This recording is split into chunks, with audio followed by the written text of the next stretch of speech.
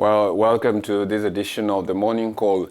And to start us off, Gambia's democratically elected president, Mr. Adama Barrow, is back to his country to assume power from Senegal days after his predecessor, Yahya Jammeh, left to go into exile in Equatorial Guinea. Barrow's reception was marked by thousands lining up the streets of Banjul, the capital, chanting praises in the local Fula language. Now, Gambia, a former British colony, was thrown into chaos in December when autocratic ruler Jammeh refused to step down after unexpectedly losing elections to an alliance opposition parties. Now, despite all these repeated efforts at mediation by powerful regional states, including Nigeria, now Jammeh left the country after troops formed under the Economic Community of West African States marched into the country.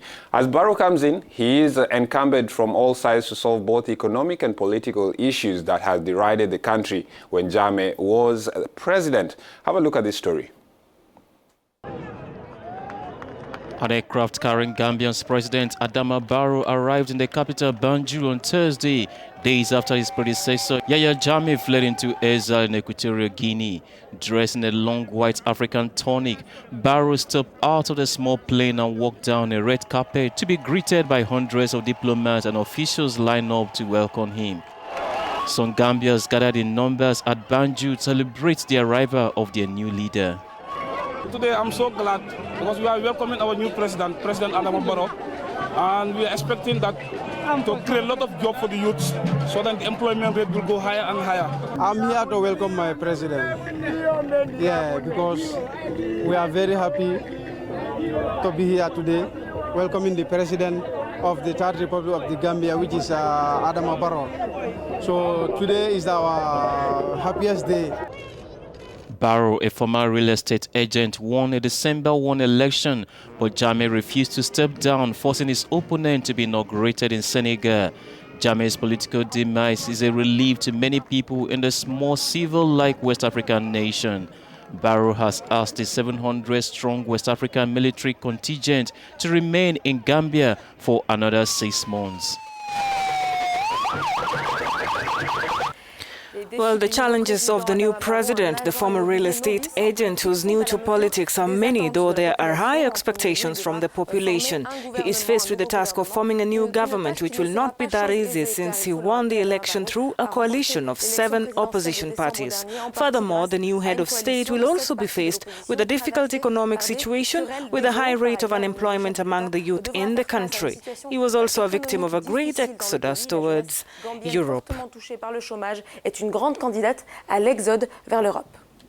Now, Yahya Jammeh is on political asylum in Equatorial Guinea, and Agapito Mbamukui is the Minister of Foreign Affairs in Equatorial Guinea. We got a hold of him in Addis Ababa at the ongoing Executive Council meeting of the African Union. Now, we asked Mr. Mbamukui after Yahya's departure, there were calls for him to be prosecuted, and we asked him if at all this is, or rather there's a possibility of this happening, and why the country decided to welcome Yahya Jammeh. This is his response.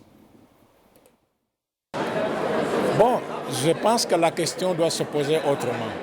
I think that the question must be asked in another way. You know that in the Gambia there was an imminent possibility of war, and Equatorial Guinea's president has great concern for the continent, especially the wars we have in Africa. We do not want to see bloodshed in Africa. If we can talk, if we can find peaceful solutions, this is the preferred option for our president. We already have had a lot of wars in Libya, in the Ivory Coast, everywhere, including cases of terrorism. I think that's enough, and President Obiang wanted to do everything possible so that we can discuss in Africa and find solutions rather than continue with the wars. So what President Obiang is trying to do is that whenever Africa is in trouble, we find solutions. Mr. Agapito also expanded on if Equatorial Guinea would be ready to hand over Jammeh in case he was to be prosecuted.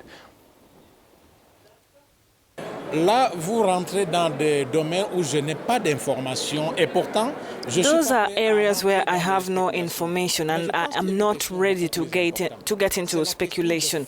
But I think there is a more important issue, the fact that Equatorial Guinea has contributed in saving lives in Africa. And I think that there must be a lot of effort and a lot of questions about the very positive side of conflict reduction in our continent.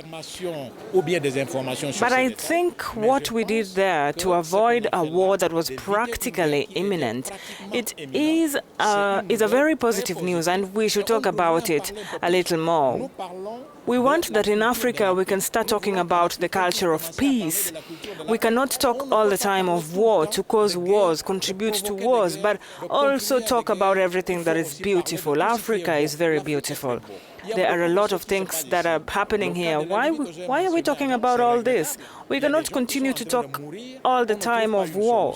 Where we have had success in avoiding war, we can talk about that. The case of the Libya that I mentioned before is unfortunate. There are people who are dying, there's no solution, and this problem continues to create situations of insecurity. Mukui is the Minister of International Relations, Foreign Affairs of Equatorial Guinea. We had him there in Addis Ababa at the ongoing Economic Council meeting of the African Union. We'll be back.